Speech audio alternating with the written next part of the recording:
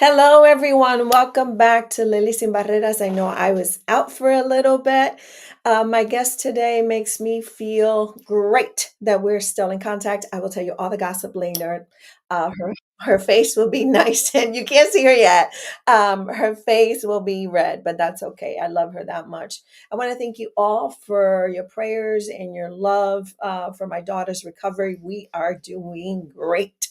And in my belief, you all know that God had a lot to do with that and sent me a lot of angels. I want to thank the New Britain General Hospital, who I cannot ask anymore from. They babysat me through the whole thing, which was awesome, from maintenance to nurses to CNAs, doctors, even counselors. I mean, I could not ask for a better treatment for my daughter or for myself. So God bless you all and the Brit in general. Thank you, thank you, thank you, thank you.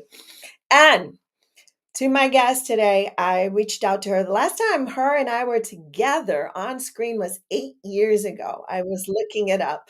So I will have you see the face that's mentored me for many years. It did change my life. She's going to say, no, no, no, I didn't, but she did. Taught me about the love in activism and how to conduct activism with love. And you can be a woman who's assertive, and you can be a woman who is extremely loved by your community. And those two do not have to be separate. So I cannot say anymore. Well, I could, but she probably won't like it. Um, Thank you, Anne, for saying yes. Thank you for being here. I can spend hours. Wikipedia alone is bombarded by your history of the things that you've done. Full disclaimer, I usually don't have coffee or spend a lot of time with folks that I interview. I'm usually inspired by what they're doing. I worked under the leadership of Ann Stanback, one of the best things I've ever done in my life. Thank you for that privilege. And I feel like I always can go to her. So thank you for allowing me to do that. It's my pleasure and my honor, and I'm so glad I hired you. How many years ago? Do we want to say how many years ago? I don't Well, my even daughter's remember. 37. I think she was like 3 or 4 then. And we had a small office with a lot of powerful women. And I have to tell you, she got a lot of candy under Laura Lockwood's desk. So I learned a lot from you, Anne. And one of the things that I will continue to admire is your humbleness, is your ability to carry difficult conversations, um, your extreme willingness to listen and to create spaces that actually move community forward. My biggest concern right now, Anne, and this is why I'm so glad you said that yes to this conversation, is I know you're a woman of faith, and we all define our faith as we do. How? I mean, you have taken tasks that most of us will go, no, thank you. Um, how do we keep congregating? How do we keep in times where you're under attack, I'm under attack, my granddaughters are under attack for our skin, for who we love, and for the sun that we look at? And this is the worst example. We lived it once, now we're surviving it, is what I Mm, tell people. And yeah. so tell us a little bit. I mean, how are you doing this? Well, I think like everyone else, and first let me say, you asked me if I would join you today. How could I say no to you, Lydia? That would not be possible. So I have valued our working relationship and our friendship for all of these years, starting at the what was the Connecticut Women's Education and Legal Fund, and is now renamed She Leads Justice, and still filled with strong individuals, strong women, and we need those organizations. Um, just a little bit on my background as a lead into that question. I grew up in North Carolina. I came to Connecticut to attend Yale Divinity School. Okay, let's take Grad a pause there. Not everybody knows what that means. So just like I was in my late 20s going, the what? What's a divinity school? Do you want to tell the audience what does that mean? Yes. So that's a very good point because I think a lot of people have misconceptions about who goes to divinity school or seminary. And there are some seminaries that, people go there simply to become ordained ministers. Um, at Yale and a number of other divinity schools, people go for different reasons. Some go for one of the reasons I went, which is because I had so many questions about the big things. Um, what is God? Does God exist? What does it mean to call oneself a Christian? Uh, do I have to believe everything that certain types of Christians say that I have to believe? What Mhm. is the meaning of life? Where did we come from? Where do we go? All the big questions. And for me, um, seminary, divinity school seems like a place to have the opportunity to ask a lot of those big questions. Um, but I also went because at my divinity school, about a third of the students go on to become ordained ministers in churches. About a third go on to get PhDs and go into academic work. And about a third do what I did, which is go into some kind of social justice work in the nonprofit world and doing what they are called to do, even if that is not ordained ministry. So that is the path that I took, the nonprofit, community activism, social justice. And I did not get answers as much as I came out with more questions, but it grounded me in a lot of new perspectives. I learned about liberation theology. I learned about feminist theology. I learned about um, the Black theology work of people like James Cone. I mean, this was 40 years ago. This was a long time ago. Um, so much more has been developed, but I feel like the Yeah, work. it was 40 years ago that you were doing this search and started working in social justice. But if we look at what we're living now, was it really 40 years ago? Because we're living it again. Do you know what I mean? Well, I think it's worse. I mean, at the time, we had Reagan. We thought we had hit the worst. I came to Yale Div School right as the AIDS crisis was at its peak. Apartheid in South Africa was a big issue. I mean, we had all the same kinds of issues we have today, but it feels to me, and this sort of gets to your first question, that it is as bad as I ever remember. Um, it may not be as bad for certain other people Mhm. who don't look like me, but it is as bad for me as I can remember. And the final thing I'll say about having that grounding and that education is that um, a number of the issues that I have worked on through my career, LGBTQ issues, marriage equality in particular, transgender issues, um, women's rights, reproductive rights, and justice. The opponents of the issues I've worked on have been religious. Those have been the primary opponents. So I was able to talk the language. They might not have agreed with my interpretations, but I at least could respond in a way that um, those who were on the other side could understand. That's a great point. That's a vital thing to think about because a lot of us don't have that. I mean, I I read the Bible, I cry sometimes because I'm like, did we forget all of this?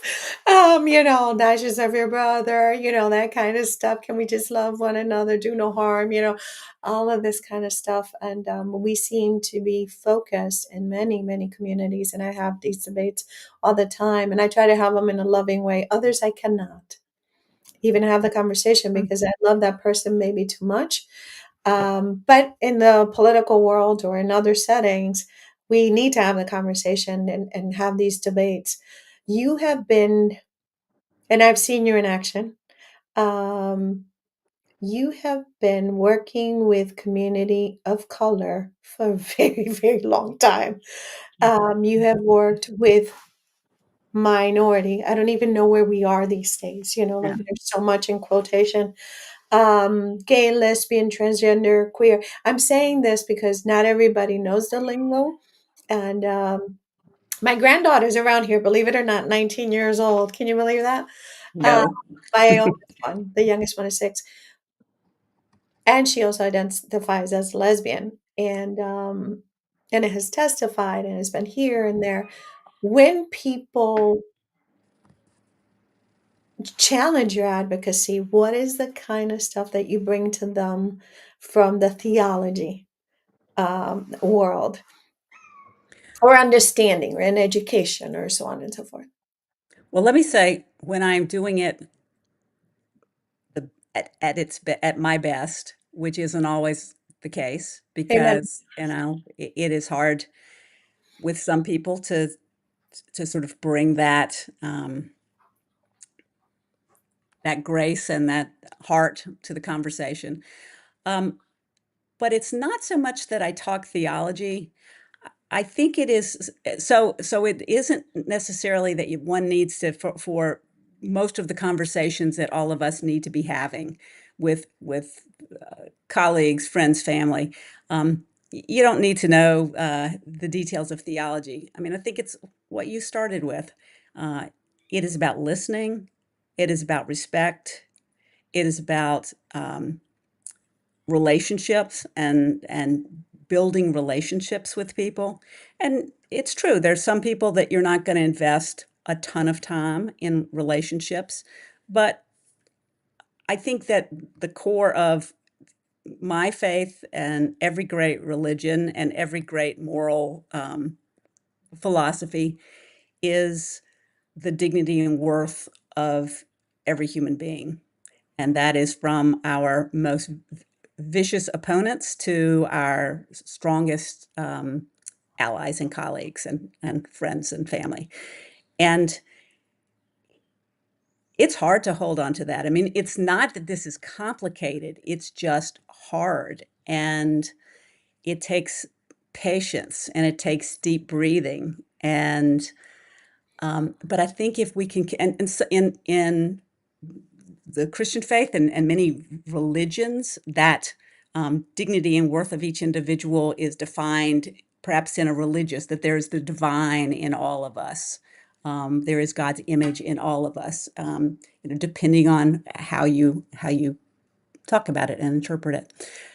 But if we can just if we really believe that, if we really believe that everyone is equal, that if we really believe that everyone deserves that dignity and respect, that is the starting point to help. And throughout the conversations, those tough conversations, there are times when I'm not able to bring myself back to that premise. And there are times that I work really hard and pull myself back.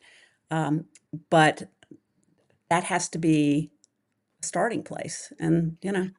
I love that you say um, pulling back because one of the things, well, many of the things these days, for us who are activists or on the grassroots or advocating or just helping our brothers and sisters or have the privilege to serve in a capacity of, seeing the faces, listening to the stories, trying to navigate systems. It seems to me that, and I've gone through it, we get exhausted and we have dwindled more and more and more. People are like, you know what, Lily, I can't do it. I have to honor that and I have to respect it.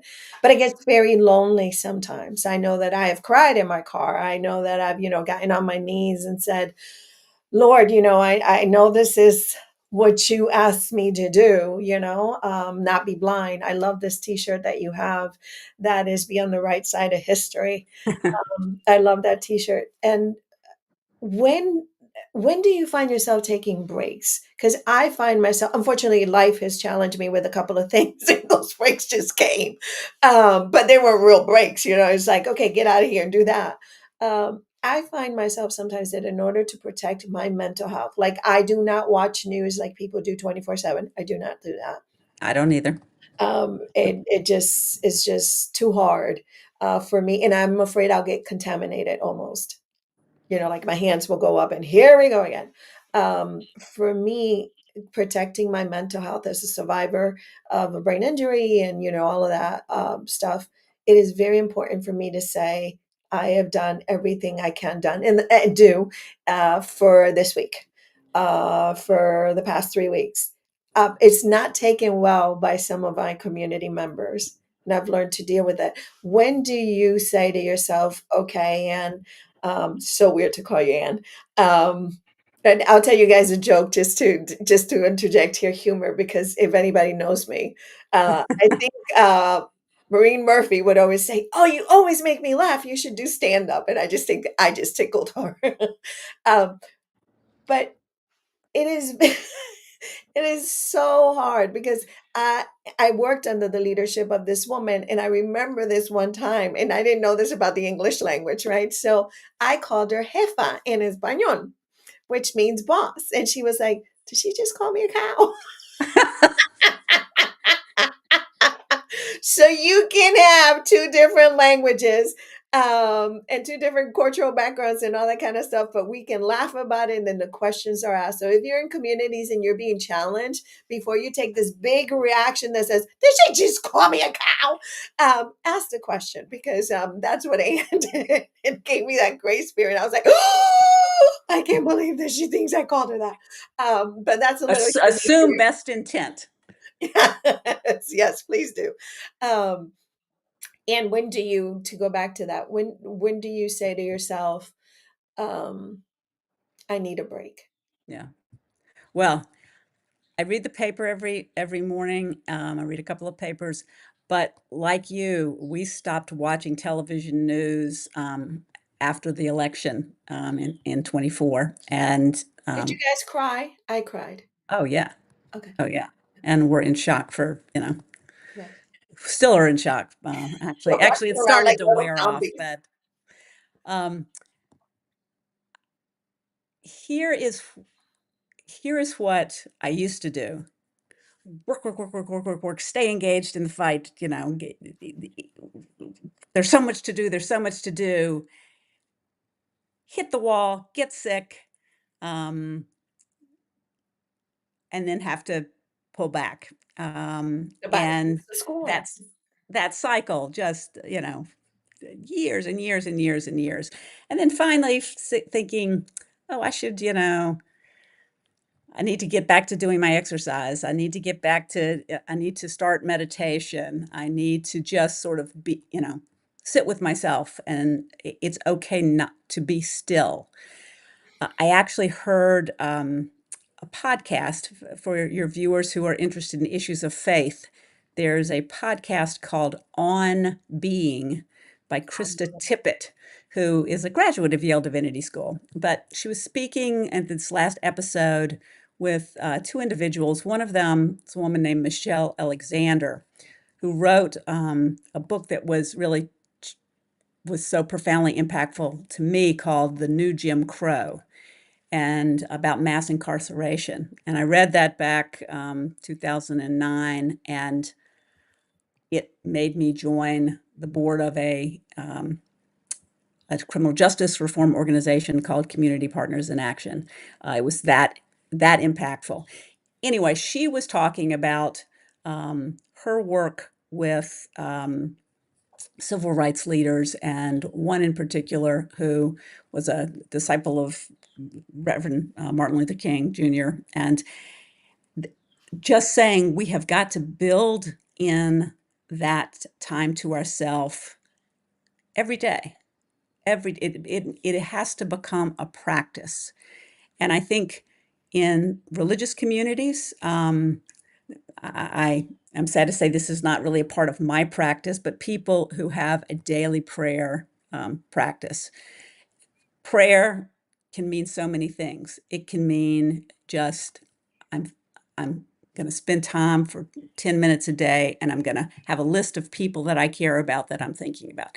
Whatever that means to you. And if prayer is not a word that resonates, or meditation doesn't resonate, just time to stop and just be. And I think that when I listened to that podcast the other day, it recommitted me to try to find that space at a set time every day. And I actually have done it for 2 days. You talk to me again in a year, and I will have fallen off the path. But the key is to get back on, like meditation. When you realize you've sort of fallen away and you're Go back. stressed again, pull back, begin again, as the meditation teachers say. So I think that is such an important part. But I also think that, and we've talked about this, and I want to share this some experiences at my church. But we need time. Most of us need time alone, just with ourselves, and then most of us need time in community. Um, as Michelle Alexander said, activism is not organizing is not a something that we do disconnected from our communities. So finding places to connect with communities that isn't in a meeting where there's an agenda and the products that are going to come out of that meeting, time to have joy together, to build relationships. Um, that is absolutely key, I think, for making this work a marathon of a lifetime and not a sprint of a few months or a few years. Now, you did mention to me, as we were exchanging emails, that there's a particular group or that you are attending or that's doing exactly that. Can you talk a little bit about them? Please. A little bit of hope over here. And if you are just joining us, we're speaking to Ann Stanback, as I mentioned before. You can watch this live later on as well. I don't quit on the lives because a lot of people are like, no, I want to be able to chat with the guests right there and then, and tell them how I feel. But it's really important to talk to people who are in your community. It may not sound like you, may not look like you, may not come from the same background, but have the same heart and soul in our feeling some of the things that you are feeling. So being in community is super important. But you did mention that there is a group. So Yeah. I mean, I'll back up and say, I graduated from the divinity school, and then I went for about 12 years, and I did not go to church at all. And because I didn't think I could find a community where I could come with my questions and my doubts, that I could come to, and it would be a place inclusive of all. It was in divinity school that I realized that I was a lesbian, and I came out. And I wasn't going to go to a church that did not I just condemned you accept to me, but fire. welcome me and embrace me. I wanted a place that worked on social justice issues. And so I just didn't think I could necessarily find a place, but I was longing for that community. And one day, 25 years ago, actually, I was invited to speak when I was leading the organization Love Makes a Family, that was our marriage equality organization in Connecticut. Um, I got lots of invitations from churches and synagogues to come, and community groups to come and talk about the marriage, why same-sex couples wanted to get married and what was this movement about. And And so, before you finish that, let yeah, me just share with people that you're going to find that it's not it's not only that people love each other, and I have the privilege of meeting your other half, and I loved her to pieces. As a matter of fact, I have a lot more fun with her than I do with you. Because she no lets me be surprise. bad. You're always like, um, and she knows who she is. That's my girl. But that said, I want you all to know that it is so important to love both ways, and that comes with acceptance. When I find us hating it terrifies me because that's what we're teaching children. But you do not have to. Um, how do I say this? You do not have to be a lesbian, straight, like heterosexuals. You don't stand up to people and go, "Hi, my name is Lydia. I'm heterosexual. Hi, I'm Lydia. I'm bisexual. Hi, I'm Lydia. I'm a lesbian." That is not all of you, right? So, because you don't do that, what are we really asking people to do? And let me just tell you this, as an advocate and as someone who worked in a hospital, if you did not have legal documentation, okay, you were not able to sit with your partner of gazillion years, of 7 weeks. I don't care, because love is a funny thing. You can love someone for 7 months more than you love someone for 30. Um, you couldn't sit with them. You couldn't make decisions that they've already had told you that they wanted to. You couldn't hold them. And you couldn't hold space. And I'm not only talking crisis, I'm just talking my partner came in here or whatever. Lydia came in here and I need to know how she's doing. I don't care if she has a cold. I don't care if it's a stroke. You did not have that. Although when you walked in and I would say, "I'm Lewis's wife," nobody questioned me. Right. I didn't even have to show documentation. It's the wife. Let her in. No documentation, no nothing. But the minute that people assumed or believed, then you were kicked out. So I want people to know the value, the legal component of it that became so cruel. Yeah, I mean, that's a good reminder because Connecticut was the second state in the country to have uh, the legal right for same-sex couples to marry, and that was back in 2008. And for so many people, it has become just a non-issue. And I hope it stays that way. Our transgender siblings have been on the tip of the spear with this administration, and we all need to, keep being allies and supporters of that community that is just facing horrible situation right now.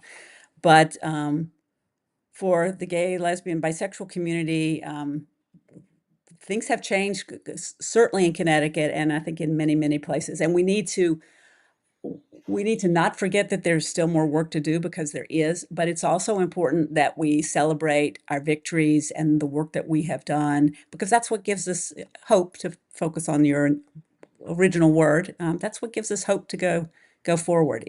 The work is never done. We will always have to, as we have seen in the last year and a half, the work is never done. We will, if we do not stay vigilant, we will go backwards in every one of our communities and every one of our issues. So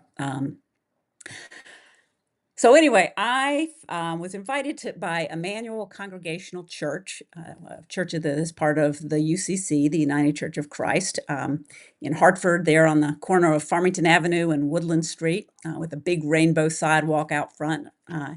They invited me to come and talk about marriage in what we call the second hour after worship. And I was so impressed by the sermon and the music and the friendliness and welcome of the people that for the last 25 years I have continued to go back. So I found my place. I found my community. And in fact, I think I mentioned this to you, Lydia. We just installed our new senior minister, the Reverend Edwin Perez Jr., to be our spiritual leader 2 days ago, and so we're excited about this next chapter. But when our current president was inaugurated back in January of 2025, our congregation, members of our congregation, came together and said, we are hurting. We need a place in the church to come together and cry and scream and be with people who we know care about the things we care about that we fear are going away. This was before we even knew how bad it was going to be. And we need to think about what can we do to protect those communities that we know are going to be most at risk. So we created a group that was meeting every Saturday morning at 10 a.m. And we did that for about 6 months, and then we started meeting every other Saturday. And we have met every other Saturday there in our chapel um, since the inauguration. And we a lot of times people just share how they're feeling. It's also become a place where people share actions that are happening, tasks that people can do, easy ways to call our legislators and voice our concerns. We some mornings we Saturday mornings we will stand out on the corner of Farmington Avenue and Woodland Street and hold our signs about the importance of not cutting SNAP and Medicaid, the importance of protecting our right to vote, protecting our transgender friends, protecting immigrants in our communities. And it has been a powerful, powerful opportunity for hope. People, and I don't go every other Saturday, but people say that they might not feel like getting up and going and meeting together, and without fail, they leave feeling new hope, new inspiration, increased relationships with people in the community. And at this point, there's Emmanuel people who go, but there are many others who belong to other faith communities or no faith community. And So it's it's an just a open place, group. totally open group, totally open group.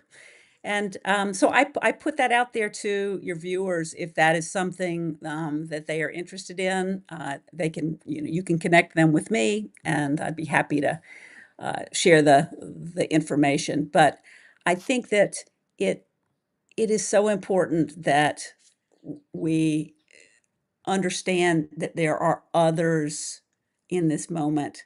There are there are many, many, many others who feel like we're feeling. We don't have to do the work all the time. That's the importance of community. That's the importance of organizing. We do what we can do, and then when we need to step back, we step back knowing that there are other people who are stepping forward. And that is how we protect our mental health. That's how we protect our souls and our hearts, because we can't do this 24/7, and no one can. It's impossible. And I think is so valuable to have a place where you can go. But I want to break some myth. I take full responsibility what's said here on Lily Sin Barreras. These are not words of my guests, full disclaimer. And that's why I started this podcast. So I can establish my voice and join with others. One of the questions that I get asked all the time is you get a lot of support from white women. My experience, and I have to be honest about this because we have to tell our truth, right? At least I want to tell my truth, is that I've been surrounded by white women who have given me wings, who have protected me in times that I thought I'm doing just fine. They're like, "Oh no, you're going down! Don't go that way," and have opened doors for me that are incredible. What that allowed me to do was bring other Latinas with me. When Anne hired me, I was the only Spanish speaking person on staff. And she was very interested because she was new also to the agency, which I thought was very interesting. Um, and it was important for her to be able to reach Latino community. And Latino doesn't only mean language. We're talking about, we have cultural stuff that's in there, like we need to know how to go out into the community.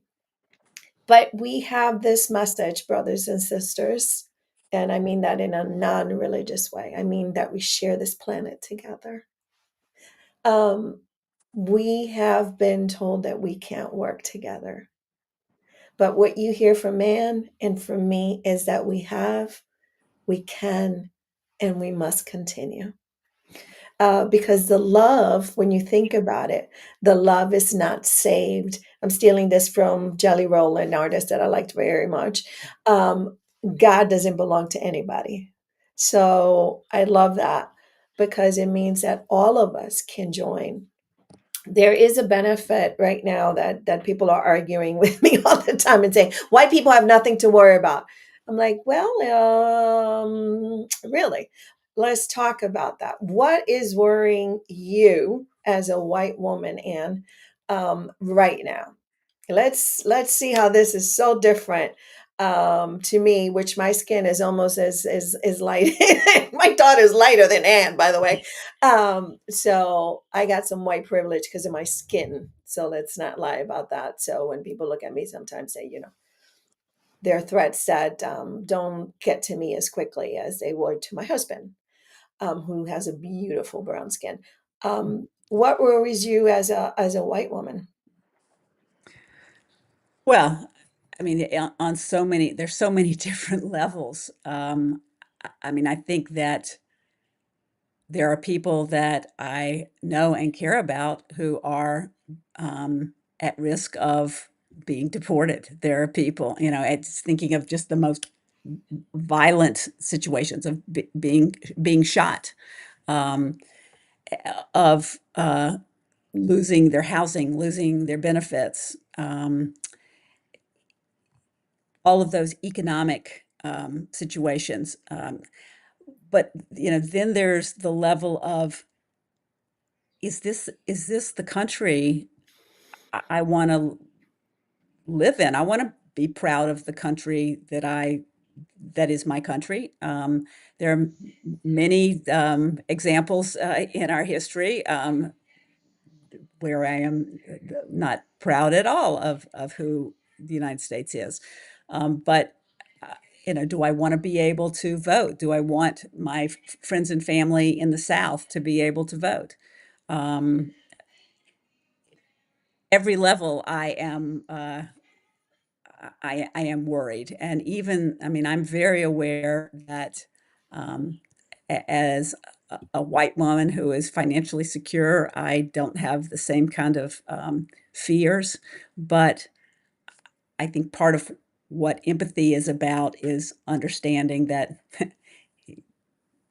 it's not just about us, right? I don't want to live in a country or a world where the kind of policies that we are seeing um, are the norm. And I think that it also is. I mean, I'm not going to mention our president's name, but uh, just the crassness and the lack of civility. I mean, that trickles down. That influences all of us, and we see the divide that we live in, and we've got to turn it around. I think we're all still figuring out how we do that, but yeah, there is a lot that we need to do. One of my heroes is now Bishop William Barber from North Carolina, where I hail from. He spoke at Emmanuel 2 years ago for our 200th anniversary, and he, I think, embodies that sense of what he calls his moral fusion movement. That it uh, it does not, it should not matter um, what our skin color is, where we hail from, our economic background. We are all in this together, and the earth is going to explode or wither or burn up if on top of all of these other issues, if we don't figure out ways to work together. So, um, Reverend Barber is someone whose words I take very seriously.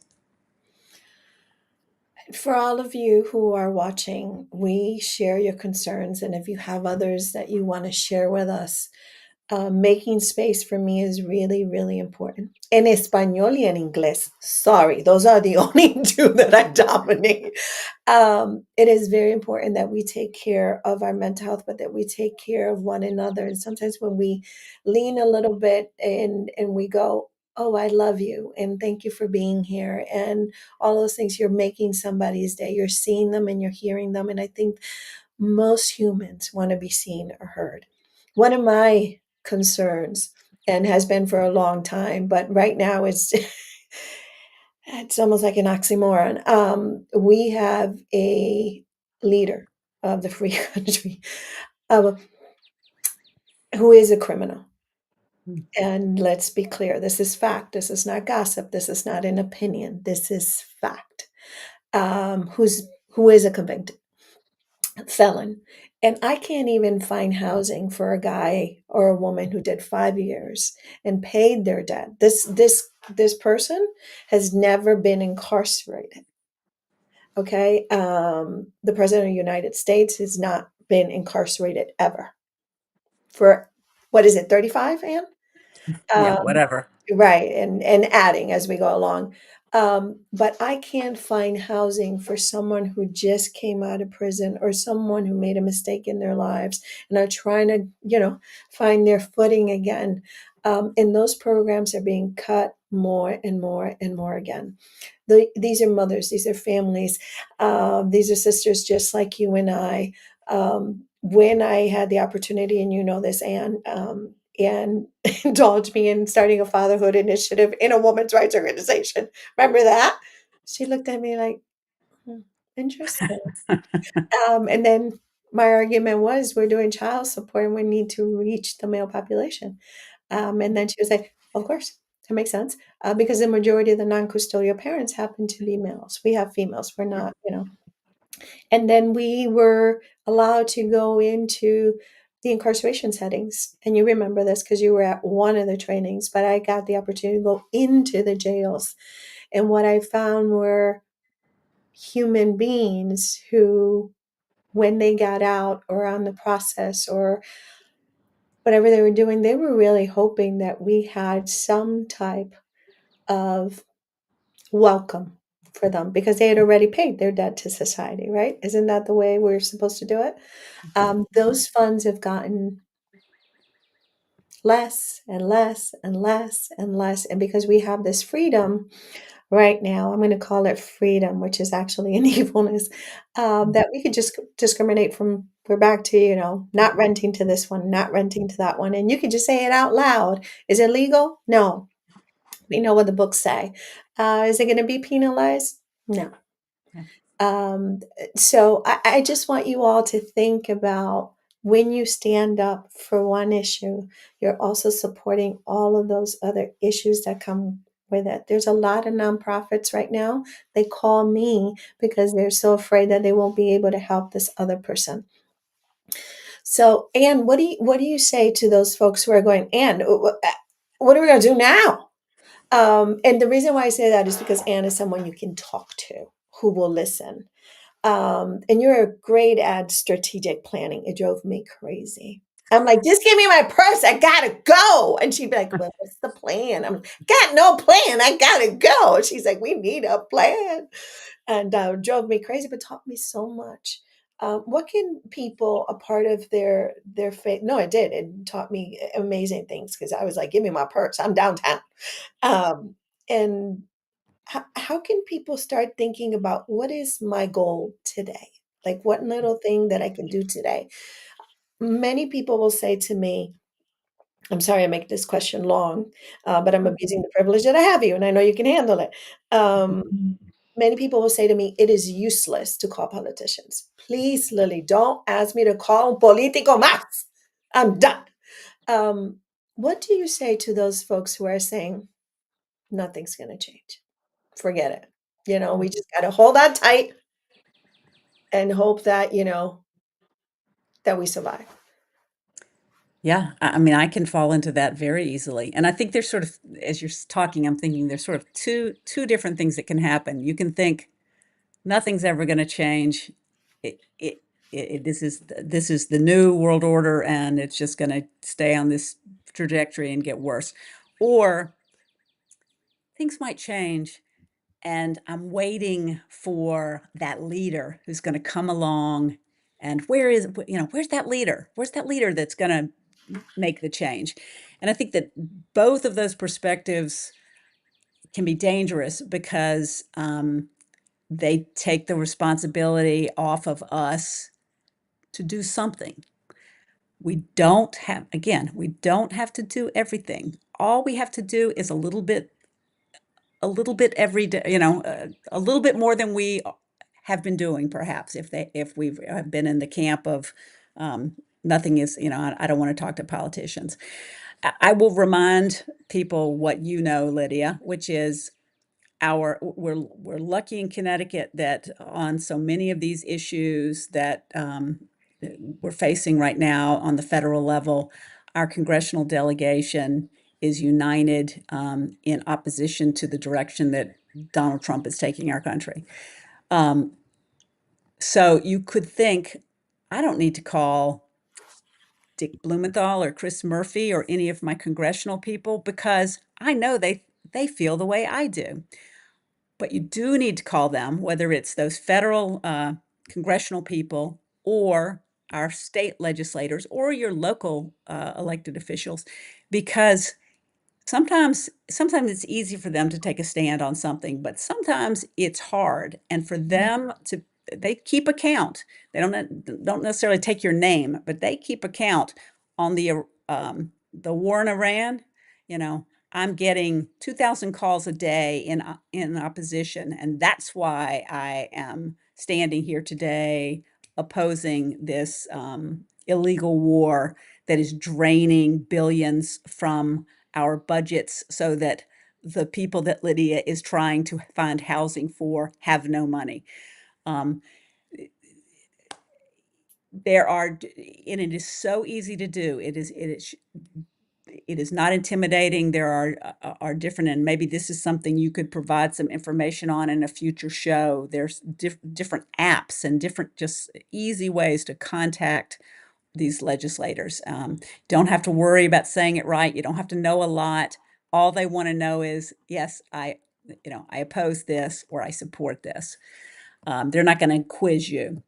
So that is why it is so important to make those calls. And if you have an elected official who is not supporting or not on the same side that you are, it is you might think, "Oh, man, they are the leaders of the other side. They're not gonna Mhm. why waste my breath?" Well, they need to hear people change. That is what you and I have known from our organizing. We have seen it happen. On the issue of, same-sex marriage, I could see it sometimes in the course of an hour-long training. I could see people's minds being changed. That doesn't happen around issues of racism or poverty, or economic justice in that quick of a time frame, in all likelihood. But people can change, and what changes people most of all is a personal story. Some of us don't have those personal stories, but if you have a personal story, that can be a game changer in changing the mind of an elected official, but also of your friend and colleague. So we don't want to scream. That's usually not effective, but to make that phone call, sit down with an elected official and tell a story or tell them how you feel, that there is nothing other than voting. There is nothing that is more important than each of us as residents of this state can do. I want to remind everybody that your voice is important because politicians work for you. I say this about doctors and lawyers. Think about, maybe you didn't elect them, but they work for you. And we need to, and I'm a little bit more aggressive when it comes down to this, or maybe my language is more aggressive. And I do remind politicians, we're going on the wrong route. You can't. I scheduled a meeting with a mayor. He doesn't deserve for me to call out his name, and I hope he learned from that experience for a whole hour because of the crisis we're having. He told me a story about his grandfather and gave me 8 minutes. And I said to him, I'm leaving this with you. That's all I said to him. And and I see a lot of movement, but we don't understand that sometimes people that are in office are in office. they don't come out to the communities, and we should encourage people to say, sit with me here, which Blumenthal has. Sit with me here for 15 minutes and tell me what you can see. Mm, Just tell yes. me what you can see. Come to the South Green Park with me, walk with me, open your ears, take no pictures, don't be a politician, just tell me what you see. And most people who have been either in my trainings or, have listened to me, I always invite them to that. Invite them to your community of faith. Invite them to your luncheons. Take away the mic. This is not Ann speaking. This is me. Mhm. Invite them and invite them to be a participant of your luncheon, not a politician. So then they can experience that and become even a better politician. That's a great way to put it. Absolutely. Yes. So think about that. And my respect, admiration, and love for you is a forever one. You're one of the people who, I'm trying to write a book. Who knows where that's going to go? You're definitely Ah. in a book. Um, no, you laugh, but it's really important for us, maybe a man or woman, I have those two in my life, that have caused impact because we can teach others and we can share with others and say, oh, I never thought that that would be impactful to that person, or that those words, or that my leadership. Managers and leaders are two different things, and I could do a whole, we can do a whole show about that. Um, but you can even teach managers how good leaders work. Um, but when I invite you to think about this with Anne, I want you to think about your mental health, your children, what they're seeing, what they're hearing, what is okay, what's not okay. Give them grace as well, because they are in their environments too. They're at school, they're in after school programs, they're in karate, like the little one that's here, in theater. They're listening to things. Don't block them. Let them ask you the questions. Allow grace for that to happen, because they're learning, and it's our job, as adults, maybe a neighbor, maybe who it is, when they present questions, don't shut them down so quickly and say, no, you don't say that. Tell them how painful that could be to say to someone, because it becomes common language sometimes and we normalize it. So I invite all of you to think about, can you find a place where you feel comfortable, feel safe, feel like you can congregate with people? So tell me a little bit more, Anne, before we go, about your community of faith. Um, who can go? Who can sit in what do you call them? Oh my God, my grandmother would be. I'm sorry, abuela. Our Oh our sanctuary? no, where you sit? Oh my God, Oh, Anne. the pews, the Thank pews. you, God, Lord. Sorry, abuela. She'd be like, oh my God. Um, who can join? Who can sit there? Um, who do you have to be? Um, that's such a funny question, but I know that everyone is not necessarily welcome in every faith community. We begin our worship services, our minister says, no matter who you are or where you are on life's journey, you are welcome here. And I don't think,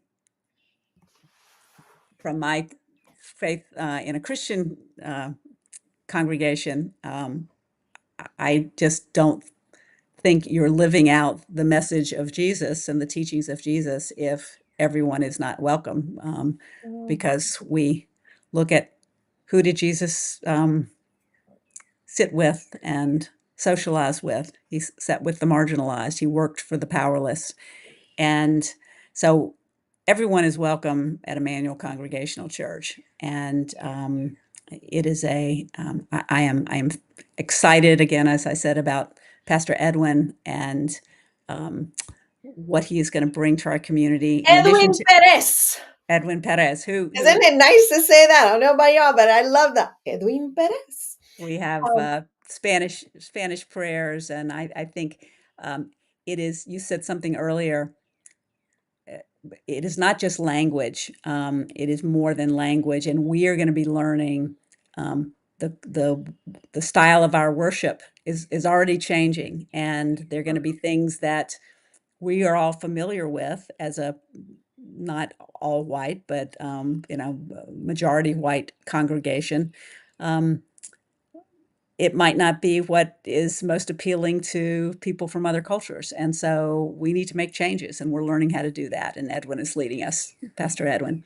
Well, So happy New everyone is welcome. And I think there are many welcoming, I should say, many welcoming congregations out there of different faiths, and go and visit. Not everyone is going to be something that fits you if this kind of community is something you're searching for. So go and check them out, and if you're doing that, please come and check out Emmanuel and come find me and say hello. You can't go just yet. She's trying. She's wrapping it up because she's an expert at doing this. But I want to read, some people write, and you'll be able to see it later on. This will go, it'll be an official video. You'll see it later on after, I post it that way. But I want to share something. Some people text me because they're afraid that their comment will be there because of what they do for a living, so on and so forth. Mm. But I want to tell you about a girlfriend who I love, and you probably bumped into her, Attorney Rodriguez. When people that are different than you are being oppressed, so are you. It is our community that suffers. We all suffer. That sounds a lot like you, Anne. Beautifully put. And she also says it may be an impact. It may impact us in a different way, but it's real, right? Oppression even impacts those in the majority. It limits who and what we can be. Sorry. Saimal says, hello. Jasmine Bugera texted me privately and said, I known Anne and I have heard her. Oh, I'm going to cry. And I have heard her speak. I'm a transgender woman and I just have so much love for this woman. Mm. The people you touch that you don't even know. I have some of my guys here. Juliana, thank you so much for telling us who you are and stand back. It doesn't surprise me that you are in Lily's life because Lily is always off the map. We cannot call her traditional. That is true. We thank you very much for sharing your story. We wish you and your partner the best in the world. Please don't leave us alone out here. I will pray for you. Please pray for all of us that are here. In Spanish, and I'll translate this for you. It says, your name in Spanish is Ana. And I want you to know, Ana, that you are welcome in the island of Puerto Rico whenever you want to come. I have a very small house, but I think you will be okay with that. Dios te Oh, bendiga, which is God bless you. So I am not surprised about my Puerto Rico. And Anne has worked with many, many Puerto Rican people. So I think Anne is not surprised about that in many other communities. And I asked this to people who I know will do well with this question with the magic wand. I don't trust everybody with the magic wand. For those of you who don't know, Wildali Bermudez is moving and already established her documentation. And she's in New Haven. We know Wildali's. We know what she can give. She's running for state representative in New Haven. I stand behind Widali's. I don't care if she's cleaning a house or she's changing the world. I'm joining Widali. So she will be running for state rep in the New Haven area. So for all of you, go check her out. History proves who she is. Jillian Hillcrest is running as well. She would be my congresswoman if she were able to win. I'm always honest. I stand by people whose record really, really demonstrate that they've been with us in the fight in the best way that they can. Politicians are not perfect because they're human, right? right. So none of us would want to be held to that bar, right? And none of us have seen perfection. So perfection is kind of like a feeling. It feels perfect to me. This has been such a wonderful conversation. It's Caitlin Hollowan. Is that our Caitlin? Wonderful conversation. So lovely to be able to come together in peace and in love. I love this. Oh, wow. How do you get the profile pictures on the screen? I can tell you about that.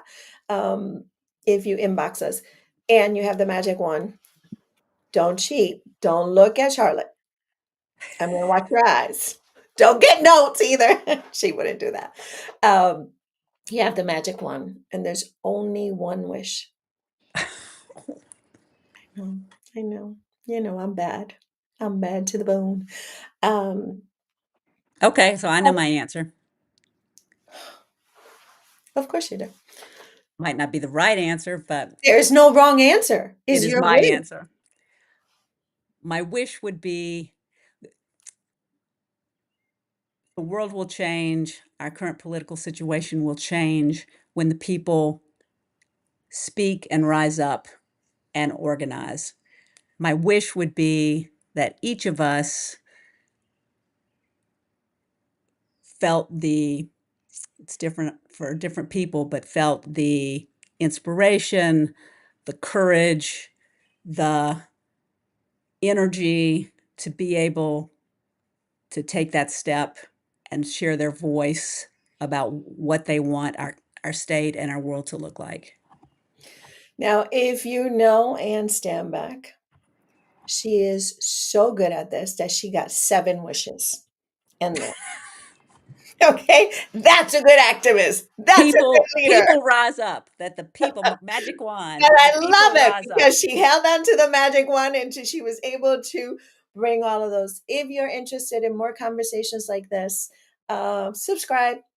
Let us know. If you want to be a guest, please let us know. Tell us who else do you want to talk about, topics you want to talk about. Everything that I do is on mental health, and this affects mental health. And every day, I invite you every day, please make sure make sure that you're checking in with yourself. And if you don't know how to do it, find someone who would say, "Hey, Lydia, how we doing today?"